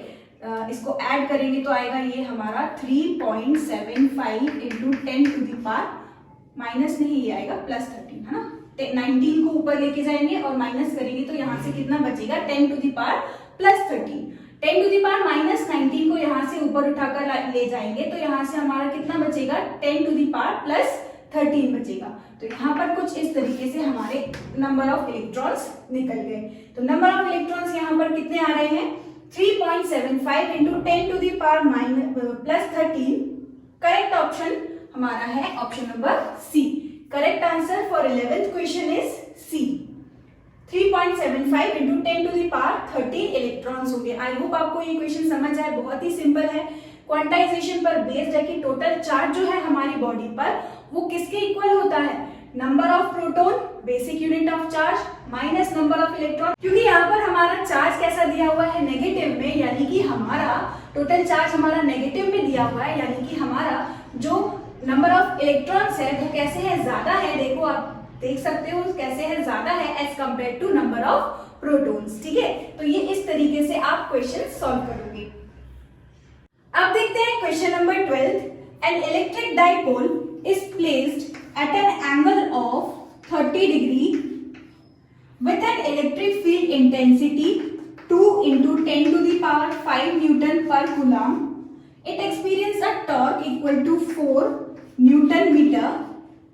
The charge on the dipole, if the dipole length हमको कितनी दी हुई है 2a, हमारी जो है वैल्यू वो कितनी है 2 सेंटीमीटर। अगर हम इस 2 सेंटीमीटर को कन्वर्ट करें तो यहाँ से हमको मिलेगा, मीटर में इसको चेंज करें तो ये हमको मिलेगा 2 into 10 to the power -2 metre, ठीक है। क्वेश्चन में हमको क्या बोल रहे हैं, अगर हमारे पास एक इलेक्ट्रिक डाइपोल है जो कि इलेक्ट्रिक फील्ड से कितने एंगल पर रखा हुआ है 30 डिग्री के एंगल पर रखा हुआ है, electric field intensity 2 into 10 to the power -5 है, और इस पर टॉर्क एक रोटेटिंग फोर्स एक्ट कर रहा है जो कि कितना गिवन है 4 न्यूटन मीटर गिवन है। इसी के साथ साथ जो डाइपोल की लेंथ है हमको, यानी कि distance between the two equal opposite charge, वो कितना है 2 इंटू 10 टू द पावर -2। सो यहाँ पर हमको फाइंड करना है मैग्नीट्यूड ऑफ द चार्ज। तो सिंपल हम यहाँ पर क्योंकि टॉर्क हमको गिवन है तो हम लिखेंगे torque is equal to PE sin theta, ठीक है। अब यहाँ पर P हमारा क्या होता है dipole moment, and dipole moment is equal to magnitude of charge जो कि हमको नहीं है given, into distance between the charge यानी कि कितना 2a। तो यहाँ से हम अगर डायरेक्टली फॉर्मूले में पुट करें तो टॉर्क हमको गिवन है 4, डाइपोल मोमेंट हमको यहाँ पर गिवन है 2qa, यानी कि q इंटू में 2a जो है वो कितना गिवन है 2 into 10 to the power 2 into 10 to the power minus 2 into electric field कितनी गिवन है 2 into 10 to the power 5 into और क्या गिवन है यहाँ पर साइन थीटा यानी कि साइन 30 डिग्री। साइन 30 की वैल्यू कितनी होती है 1/2। तो यहाँ से हमें मिला 4q2 into 10 to the power minus 2 into 2 into 10 to the power 5 और साइन 30 को अगर हम रखें तो 1/2। अब कुछ नहीं, बस हमें इस q की वैल्यू निकालनी है। देखो 2 1 और ये 2 कैंसिल, यहाँ से ये और 2 कैंसिल, ठीक है। तो यहाँ से देखो हमारा कितना आ रहा है 10 to the power 2 10 to the power 5। तो अगर हम उठा करके इस तरफ लेके आएंगे तो यानी कि 2 into 10 to the power minus 3 coulomb हमारा हमको यहाँ मिलेगा चार्ज। करेक्ट ऑप्शन यहाँ पर देखते हैं कौन सा है हमारा 2 मिली। मिली हमारा कितना होता है 10 to the power minus 3 2 milli coulomb, ठीक है। ऑप्शन नंबर बी यहाँ पर कैसा है correct 2 milli coulomb. Question number 13 देखते हैं हम यहाँ। क्वेश्चन है a thin semicircular ring of radius small r has a positive charge q uniformly distributed over it। हमारे पास कुछ इस तरीके से सेमी सर्कुलर रिंग है, ठीक है, और इसके यहाँ पर कुछ इस तरीके से यूनिफॉर्मली चार्ज डिस्ट्रीब्यूटेड है स्मॉल q, ठीक है।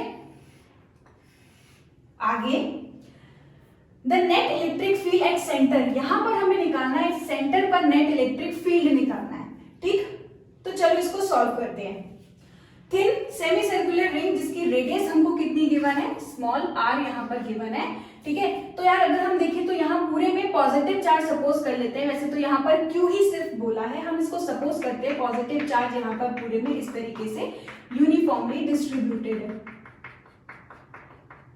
अगर हम बात करें इसकी लीनियर चार्ज डेंसिटी की तो यहाँ से हमारी लीनियर चार्ज डेंसिटी जो है वो क्या आ जाएगी टोटल चार्ज इस पर कितना है q अपॉन इसका जो लेंथ है टोटल वो कितना हो गया, इसका टोटल जो लेंथ है वो कितना हो गया। अगर सर्कमफेरेंस होता पूरा सर्कल का तो वो क्या होता है 2 पाई r और सेमी सर्कल की अगर हम बात करें तो यहाँ से हम लिखेंगे पाई r, यानी कि इसका जो टोटल लेंथ है वो कितना है पाई r और उस पर चार्ज कितना है डिस्ट्रीब्यूटेड स्मॉल q।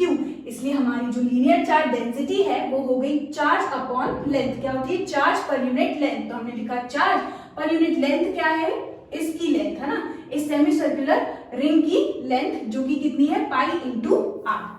अब हमें इलेक्ट्रिक फील्ड फाइंड करनी है यहाँ पर।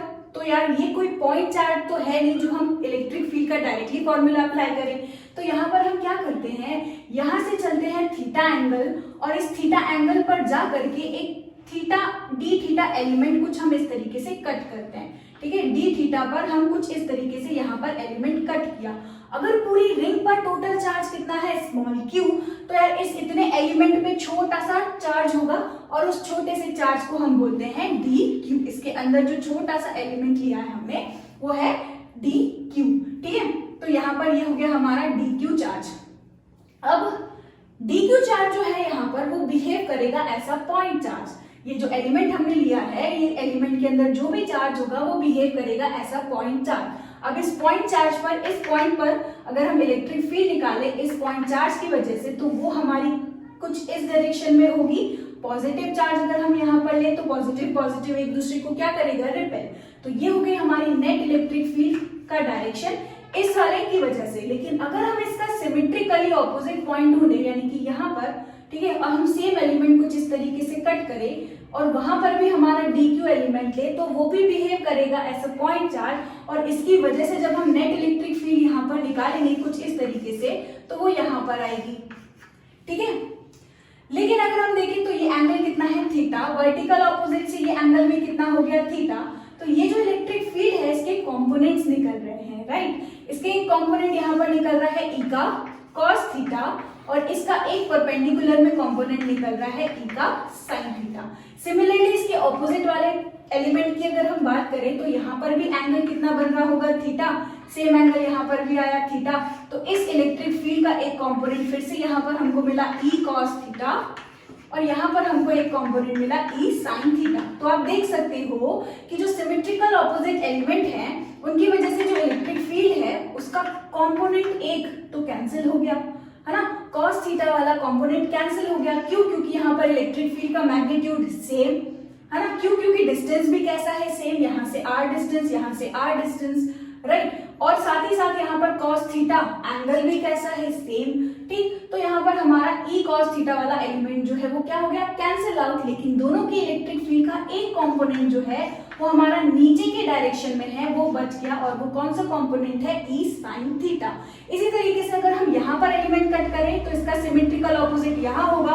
इन दोनों की वजह से भी cos थीटा वाला कंपोनेंट कैंसिल आउट हो जाएगा, यहाँ पर बच जाएगा। तो वो कौन सा एलिमेंट होगा, इस तरीके से sin थीटा वाला एलिमेंट ही होगा, ठीक है। तो बस हमें क्या करना है, अब हमारी जो इलेक्ट्रिक फील्ड हो गई वो क्या है, k, चार्ज कितना है dq अपॉन डिस्टेंस कितना है r स्क्वायर, ठीक। तो ये हमारी इलेक्ट्रिक फील्ड कैसी थी, लेकिन छोटे से चार्ज की वजह से, तो इलेक्ट्रिक फील्ड भी कैसी है, छोटी सी इलेक्ट्रिक फील्ड है, ठीक।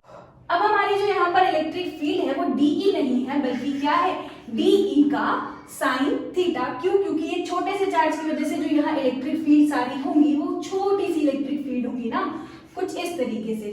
अब हमें इस छोटे से चार्ज की वजह से निकाला था, अब हमें इस पूरे टोटल स्मॉल q चार्ज की वजह से निकालना होगा नेट इलेक्ट्रिक फील्ड। तो बस अब निकालते हैं। तो नेट इलेक्ट्रिक फील्ड जो होगी हमारी, that will be equal to integration of dE sin theta. तो हमने यार सिर्फ dE क्यों नहीं लिखा, क्योंकि यहाँ पर उसका cos थीटा वाला कंपोनेंट जो है वो कैंसिल आउट हो रहा था। यहाँ पर dE नहीं बच रही है, इसका सिर्फ एक कंपोनेंट ही बच रहा है, और वो कंपोनेंट कितना है, dE sin थीटा बच रहा है। इसीलिए हमने यहाँ पर इंटीग्रेट करा है किसको, सिर्फ dE sin थीटा को, ठीक। अब इसको काटना कहाँ से शुरू करेंगे, हम एलिमेंट यहाँ से कट करना शुरू करेंगे और कहाँ तक पहुंचेंगे, यहाँ तक। यानी कि एंगल इनिशियल हमारा क्या होगा, 0 डिग्री से ले करके कहाँ तक पहुंचेंगे हम, 180 डिग्री तक। 0 को बोलते हैं 0 ही, और 180 को हम क्या बोलते हैं, पाई।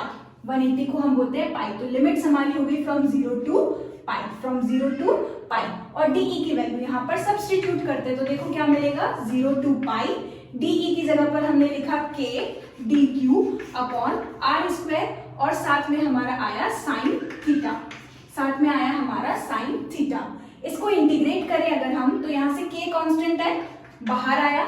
dq हमारा क्या है, छोटा सा चार्ज, वो छोटा सा चार्ज भी हमारा क्या है, कांस्टेंट है। अगर यहाँ से हम dq निकाले, so dq will be equal to density, यहाँ पर कैसी है, सेम। तो हमारी डेंसिटी को हम लिखेंगे लैम्डा, और यहाँ जो लेंथ ले ले dl, अगर हम इसकी लेंथ ले ले dl, जो हमने लेंथ वहां पर कट किया है रिंग का, वो है dl, तो उसके अंदर चार्ज कितना है, dq। तो यहाँ पर हम क्या कर सकते हैं, लिख सकते हैं ना लैम्डा, यानी कि चार्ज डेंसिटी इनटू में dl। हमारा डेंसिटी क्या होता है, चार्ज पर यूनिट लेंथ, या फिर हम लिख सकते हैं dq is equal to lambda into dl, right. और सिमिलरली यहाँ पर अगर हमें dl की वैल्यू भी निकालनी है, dl की वैल्यू भी निकालनी है, तो यहाँ से हम क्या रख रहे हैं, देखो ये r, ये एंगल और ये आर्क। आपने पढ़ा होगा angle is equal to arc upon radius, angle is equal to arc upon radius. ऐसा हम क्यों कर रहे हैं, क्योंकि यहाँ पर एंगल के रिस्पेक्ट में इंटीग्रेट करना है। dq चार्ज तो यहाँ पर कैसा है, कांस्टेंट, लेकिन एंगल यहाँ पर वेरी कर रहा है ना। हम एलिमेंट यहाँ से कट करना स्टार्ट कर रहे हैं, तो एंगल यहाँ पर क्या कर रहा है, वेरी कर रहा है। तो एंगल के रिस्पेक्ट में हमें यहाँ पर क्या करना होगा, इंटीग्रेट करना होगा। इसलिए हम कुछ ऐसा कर रहे हैं ताकि हमारा यहाँ से dq हटा करके हम क्या लिख सके, d थीटा लिख सके, राइट। तो हमारा dq क्या होता है, लैम्डा इंटू dl। dl हमारा यहाँ से क्या मिलेगा, dl हमें मिलेगा लैम्डा इंटू d थीटा और साथ में r, d थीटा और r। बस अब dq की जगह पर यहाँ सब्स्टिट्यूट करेंगे। k कांस्टेंट है इंटीग्रेशन के बाहर, r स्क्वायर कांस्टेंट है इंटीग्रेशन के बाहर, अंदर क्या बच रहा है, देखो इंटीग्रेशन में यहाँ पर लैम्डा भी जो है कांस्टेंट, इसलिए उसको भी निकाला हमने बाहर।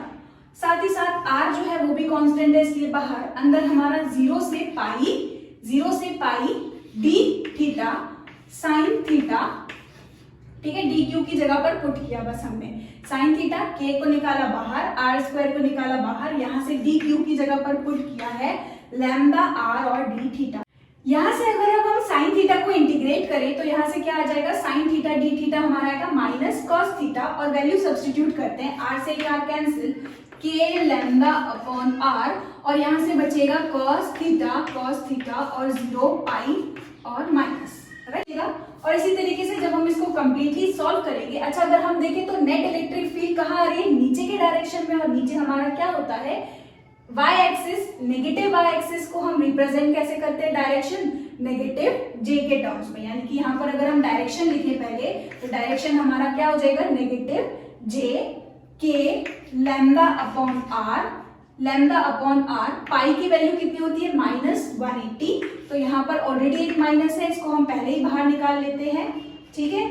और cos 180 की वैल्यू जब हम रखेंगे तो -1, फिर माइनस cos 0 की वैल्यू रखेंगे तो कितना आ जाएगा 1, ठीक है। तो यहाँ से हमें मिलेगा -2 और ये माइनस बन जाएगा प्लस, यानी कि हमारा करेक्ट आंसर जो होगा वो होगा -2 के lambda J cap upon R, ठीक है। अब देखते हैं कौन सा ऑप्शन यहाँ पर हमारा करेक्ट है।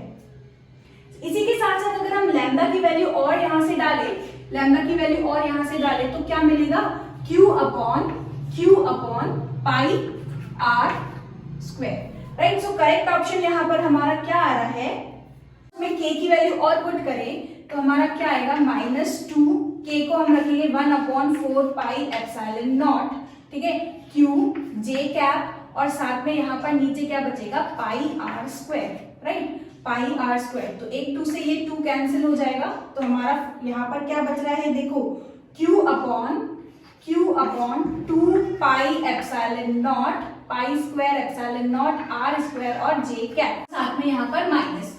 तो हम देखते हैं हमारा कौन सा ऑप्शन यहाँ पर करेक्ट है। ए में तो प्लस है तो ये तो करेक्ट नहीं है, यहाँ पर हमारा करेक्ट आंसर है डी, 13 का करेक्ट आंसर है डी, ठीक। 14th question. Careful measurements of the electric field at the surface of the black box indicates that the net outward flux through the surface of the box is, जो net outward flux यहाँ पर given है वो है 8.0 into 10 to the power 3 newton metre square पर coulomb, right.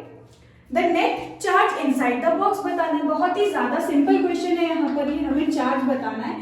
Flux हमको given है, हमने एक मेथड यूज कर फ्लक्स ऑलरेडी क्वेश्चन में हमको निकाल कर दिया हुआ है, और हमें चार्ज बताना है कि उस बॉक्स के अंदर जो चार्ज रखा हुआ होगा, है ना, जो चार्ज इनसाइड द बॉक्स होगा हमें वो बताना है। तो यार वो बॉक्स हमारा कैसा है, एक क्लोज्ड सरफेस है, तो यानी कि यहाँ पर हम क्या अप्लाई कर सकते हैं, हमारा गॉस लॉ। तो अगर हम यहाँ पर गॉस लॉ अप्लाई करें तो जो कि गॉस लॉ क्या होता है, flux phi is equal to Q upon epsilon naught, charge upon epsilon naught. तो यहाँ से सिर्फ हमें फ्लक्स ऑलरेडी गिवन है, एप्सिलॉन नॉट हमें पता है, परमिटिविटी ऑफ फ्री स्पेस, इसको बस इससे मल्टीप्लाई करना है और हमारा चार्ज आ जाएगा। चार्ज इज इक्वल टू हमारा क्या होगा, फ्लक्स यानी कि 8.0 into 10 to the power 3 into में एप्सिलॉन नॉट यानी कि 8.85 इंटू 10 टू दी पावर -12। और इसको जब हम सॉल्व करेंगे तो यहाँ से ओवरऑल जो हमारा रिजल्ट निकलेगा वो होगा 0.07 इंटू 10 टू दी पावर -6, या फिर इसको हम लिख सकते हैं अप्रोक्सीमेटली 0.07 माइक्रो कूलम। तो हमारा चार्ज यहाँ से निकल के आएगा 0.07 माइक्रो कूलम। तो देखते हैं हमारा कौन सा ऑप्शन यहाँ पर करेक्ट है। 0.07 माइक्रो कूलम हमारा सी ऑप्शन में गिवन है, यानी कि correct answer for 14th question is option number C. अब देखते हैं 15th question. Each corner A and C has charge Q1 and on the each corner B and D has charge minus Q2 of a square ABCD of side L. Charge A is in equilibrium, then find the ratio of Q1 upon Q2. तो यहाँ पर हमें कुछ इस तरीके से एक square given है जो कि है हमारा A, B, C and D। बोल रहे हैं कि A पर कॉर्नर ए और सी पर जो चार्ज रखा हुआ है इट इज Q1 चार्ज हमारा ए और सी पे रखा हुआ है, और इसी के साथ हमारा डी और बी पर जो चार्ज रखा हुआ है इट इज -Q2। तो -Q2 हमारा बी और डी पर चार्ज रखा हुआ है, और ये भी बोल रहे हैं साथ में कि जो हमारा चार्ज जो ए पर रखा हुआ है उस चार्ज पर लगने वाला नेट फोर्स कैसा है, 0, यानी कि ए पर जो चार्ज है वो इन तीनों चार्ज की वजह से कैसा है, इक्विलिब्रियम में है। अगर यहाँ पर हम सुपरपोजिशन प्रिंसिपल का कॉन्सेप्ट लगाएं तो यानी कि यहाँ नेगेटिव और नेगेटिव पॉजिटिव चार्ज एक दूसरे को क्या करेंगे, अट्रैक्ट। यानी कि अगर हम ए पर लगने वाला चार्ज देखें, ए पर लगने वाला फोर्स देखें ड्यू टू बी, तो वो उसका डायरेक्शन कैसा होगा, अट्रैक्टिव फोर्स होगा, क्योंकि नेगेटिव चार्ज है यहाँ पर, so it will be force on A due to B.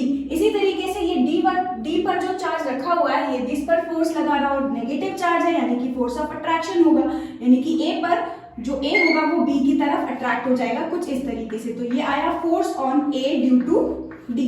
अब अगर हम सी पर देखें तो यार सी पर भी एक पॉइंट चार्ज रखा हुआ है जो कि ए पर क्या करेगा, फोर्स लगाएगा। तो अगर हम इनकी लाइन को ज्वाइन करें, है ना, इनके सेंटर्स को ज्वाइन करें तो कुछ इस तरीके से यहाँ पर हमको लाइन मिली, और ये जो होगा हमारा फोर्स चार्ज यहाँ पर सी पर रखा हुआ है Q1, ए पर जो चार्ज रखा हुआ है वो भी Q1, यानी कि दोनों पॉजिटिव चार्ज है, और अगर दोनों पॉजिटिव चार्ज होते हैं तो वो दोनों एक दूसरे को क्या करेंगे, रिपेल, यानी कि ए चार्ज इससे अट्रैक्ट नहीं होगा बल्कि इससे रिपेल होगा, यानी कि ये हो गया force on A due to C. तो जो नेट फोर्स लग रहा है हमारे ए वाले चार्ज पर, जो नेट फोर्स लग रहा है इन तीनों चार्जेस की वजह से वो हमारा ए चार्ज कैसा है, इक्विलिब्रियम में है, यानी कि उस पर लगने वाला नेट फोर्स कैसा है, 0, यानी कि हमारा नेट फोर्स ऑन ए कैसा है, 0। यहाँ पर अगर हम सुपरपोजिशन प्रिंसिपल अप्लाई करें तो सुपरपोजिशन प्रिंसिपल क्या कहता है, फोर्स, अगर हमें नेट फोर्स निकालना है तो नेट फोर्स हमारा एट ए अगर हमें निकालना है तो हमें सारे फोर्सेस का क्या करना होगा, वेक्टर सम करना होगा। तो हम कर लेते हैं, हम लिखेंगे force on A due to B plus force on A due to C plus force on A due to D. ये सारे फोर्सेस जो यहाँ पर होंगे इनका वेक्टर सम जो होगा वो कैसा आना चाहिए, 0। और अगर ऐसा है तो हमारा जो ए वाला चार्ज पर, जो हमारा ए पर रखा हुआ चार्ज होगा वो कैसा होगा, इक्विलिब्रियम में होगा, राइट। अब यहां से अगर हम force on A due to B देखें तो ये वाला charge, force on A due to D देखें तो ये वाला चार्ज, अगर हम ये दोनों फोर्स निकालें तो क्या इसको हम ऐसे नहीं लिख सकते हैं, force on A due to B is equal to, अगर हम निकालें तो ये भी पॉइंट चार्ज, ये भी पॉइंट चार्ज, फॉर्मूला लगाते हैं, हमारा इलेक्ट्रोस्टैटिक फोर्स क्या होता है, K, चार्ज कितना है Q1, दूसरा चार्ज कितना है Q2 अपॉन R स्क्वायर, इनके बीच का डिस्टेंस हमारा कितना है, L है, तो इसको हम क्या लिख सकते हैं, L स्क्वायर, राइट। अगर हम फोर्स निकालें, force on charge A due to charge capital D, तो वो भी फिर से क्या होगा, force on A due to D will be equal to, force हम अप्लाई करते हैं, हमारा कूलम फोर्स का फॉर्मूला अप्लाई करते हैं, ये हो गया K, चार्ज हमारा फिर से Q1, दूसरा चार्ज हमारा फिर से Q2, और इन दोनों के बीच का जो डिस्टेंस है यहाँ पर वो फिर से क्या है, L, यानी कि L स्क्वायर। तो यहाँ हम देख सकते हैं ये दोनों फोर्सेस का जो मैग्नीट्यूड है वो कैसा है, सेम, यानी कि यहाँ पर हम इसको F मान सकते हैं। और अगर हम यहाँ पर देखें तो ये जो फोर्स है एक और ये जो दूसरा फोर्स है, ये दोनों के बीच जो एंगल है वो कितना है, 90 डिग्री। अगर हम इन दोनों का वेक्टर सम निकालें, पहले हम क्या कर रहे हैं, इन दो फोर्सेस का वेक्टर सम निकाल रहे हैं, और अगर हम इसको उस तरफ ले जाएंगे, नेट फोर्स क्योंकि बोल रहे हैं यहाँ पर 0 है, ठीक है, नेट फोर्स यहाँ पर कैसा है, 0 है, हमें सिंपली Q1 और Q2 की वैल्यू यहाँ निकालनी है। तो हमने क्या किया, इन दोनों का वेक्टर सम अगर हम करें तो दोनों 90 डिग्री के एंगल पर है, तो वेक्टर सम अगर हम करेंगे तो क्या आएगा, अंडर रूट ऑफ f का स्क्वायर प्लस f का स्क्वायर और 2 f1 f2 cos 90, और 90 की वैल्यू क्या होती है, 0, यानी यहाँ से हमको कुछ इस तरीके से मिलने वाला है, यानी कि यहाँ हमें मिलेगा अंडर रूट 2f। दो फोर्सेस जो कि इक्वल इन मैग्नीट्यूड है और उन दोनों के बीच अगर 90 डिग्री का एंगल है तो उनका नेट जो होगा फोर्स वो क्या आएगा, under root 2f, under root 2f। Clear हो गई इतनी बात। अब यहाँ पर तो एक और फोर्स था जो कि है FAC। अगर हम इस FAC को उस तरफ उठाकर ले जाए तो वो कैसा हो जाएगा, नेगेटिव में। ये वाला फोर्स अगर हम उस तरफ उठा के लेके जाए तो ये कैसा हो जाएगा, नेगेटिव में, यानी कि हम लिख सकते हैं net force due to B and D is equal to negative of force on A due to C. Force on A due to B and D हमारा कितना है, under root 2F is equal to minus negative of force on A due to C. C की वजह से अगर हम force निकालें तो क्या होगा, force on A due to C will be equal to charge हमारा Q1, दूसरा चार्ज हमारा यहाँ पर कितना है Q1, यानी कि Q1 अपॉन इन दोनों चार्जेस के बीच का डिस्टेंस, यहाँ पर इसका डिस्टेंस हमको कितना दिया हुआ है, L, ये लेंथ हमारी कितनी है, L, और यहाँ से ये अगर हाइपोटेनियस है तो ये हमारा निकल जाएगा अंडर रूट 2L। और फॉर्मूले में हम क्या करते हैं, R का स्क्वायर, यानी यहाँ से हमें मिलेगा 2L अंडर रूट 2L का स्क्वायर, राइट। और इसकी वैल्यू अगर हम यहाँ पुट करें तो हमें मिलेगा negative force on A due to C कितना है, K Q1 अपॉन √2 का स्क्वायर करेंगे हम तो यहाँ पर हमें मिलेगा 2l स्क्वायर, राइट। सो यहाँ है 2l स्क्वायर और f की वैल्यू अगर हम ऊपर से पुट करें तो हमें यहाँ पर मिलेगा k q1 q2 upon l square. अब यहाँ पर अगर हम रेशियो निकालें, क्योंकि हमसे क्वेश्चन में क्या बोला है, क्वेश्चन में बोला है हमें रेशियो फाइंड करना है q1 अपॉन q2, तो यहाँ से हम देख सकते हैं एक q1 से q1 कैंसिल,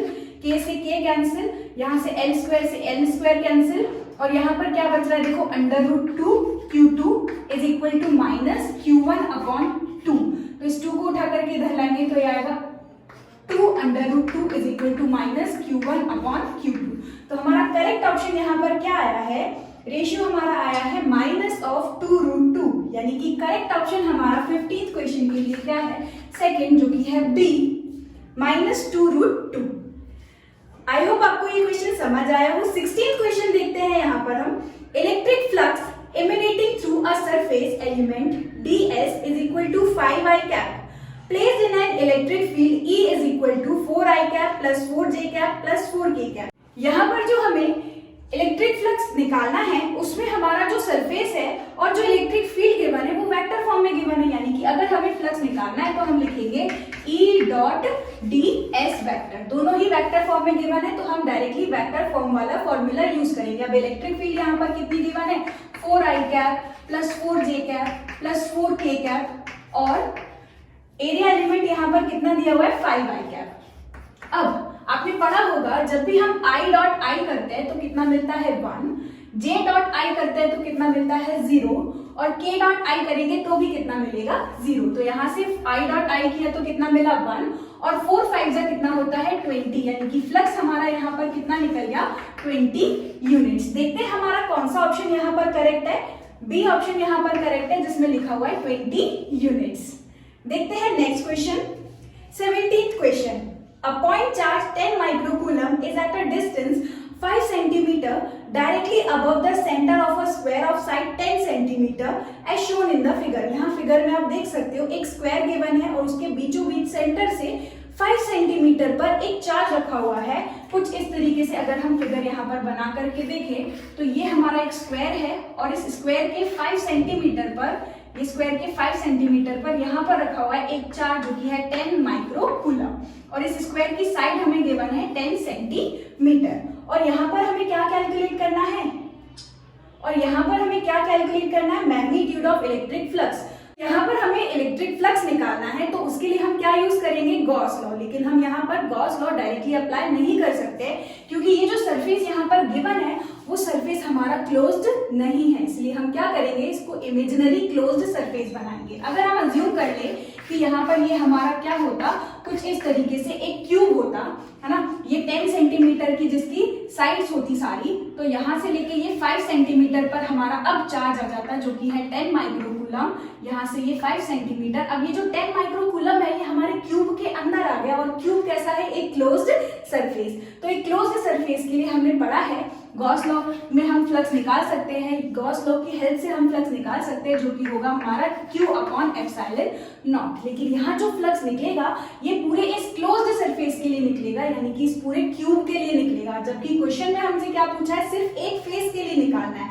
तो हम क्या करेंगे, फ्लक्स कितना है Q अपॉन एप्सिलॉन नॉट, और हमें एक फेस के लिए निकालना है तो हम क्या करेंगे, flux through one face will be equal to one face यानी कि एक स्क्वायर जिसके लिए हमें पूछा है will be equal to Q upon epsilon naught. इसका बस क्या कर देंगे, 6 से डिवाइड कर देंगे। यहाँ जो फ्लक्स है हमारा वो 6 फेसेस के लिए, मतलब सारे पूरे क्यूब के लिए निकलेगा, लेकिन हमें एक फेस के लिए चाहिए तो हम क्या करेंगे, उसमें 6 का डिवाइड कर देंगे।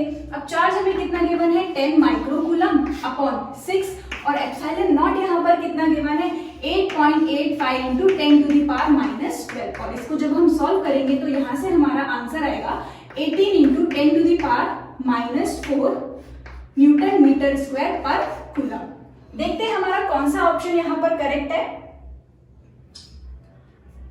तो ऑप्शन नंबर सी जो है यहाँ पर कैसा है, बिल्कुल करेक्ट। ऑप्शन नंबर सी यहाँ पर कैसा है, बिल्कुल करेक्ट। 18th क्वेश्चन देखते हैं अब, the electric flux through a closed Gaussian surface depends upon, जो हमारा इलेक्ट्रिक फ्लक्स है वो किस पे डिपेंड करता है, चार्ज पे डिपेंड करता है, और दूसरा परमिटिविटी ऑफ फ्री स्पेस है यहाँ, यानी कि परमिटिविटी ऑफ मीडियम पे डिपेंड करता है। तो करेक्ट ऑप्शन यहाँ पर कौन सा होगा हमारा, option number A, net charge enclosed in the surface and permittivity of the medium. So correct answer हमारा 18th क्वेश्चन के लिए होगा ए, राइट। 19th क्वेश्चन देखते हैं। If an object possesses an electric charge, अगर किसी ऑब्जेक्ट के पास एक चार्ज है ना, उसके पास इलेक्ट्रिक चार्ज है, it is said to be electrified, उसको हम क्या बोलेंगे, कोई ऑब्जेक्ट है उसके पास चार्ज है तो उस ऑब्जेक्ट को हम बोलते हैं इलेक्ट्रिफाइड या फिर चार्ज्ड ऑब्जेक्ट, और डैश लिखा है ए। When it has no charge, अगर बॉडी के पास कोई चार्ज नहीं है, it is said to be dash, अगर कोई चार्ज नहीं होता तो उसको हम क्या बोलते हैं, तो हमें इस A और B को बताना है, here A and B refer to, हमें बताना है यहाँ पर A क्या है और B क्या है।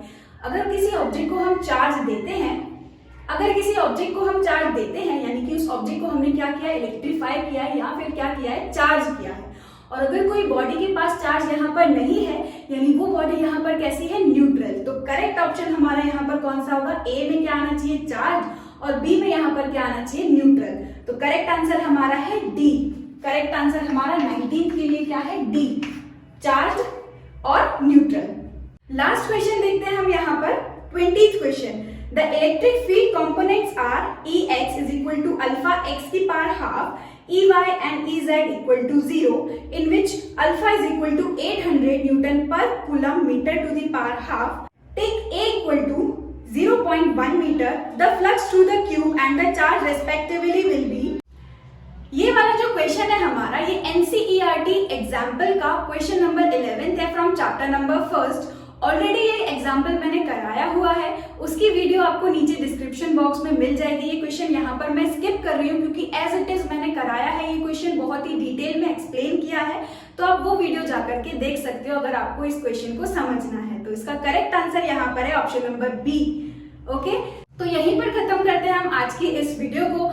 अगर इस वीडियो से आपको थोड़ी सी भी हेल्प मिली हो तो प्लीज इसको शेयर जरूर करना। Thank you so much for watching this video.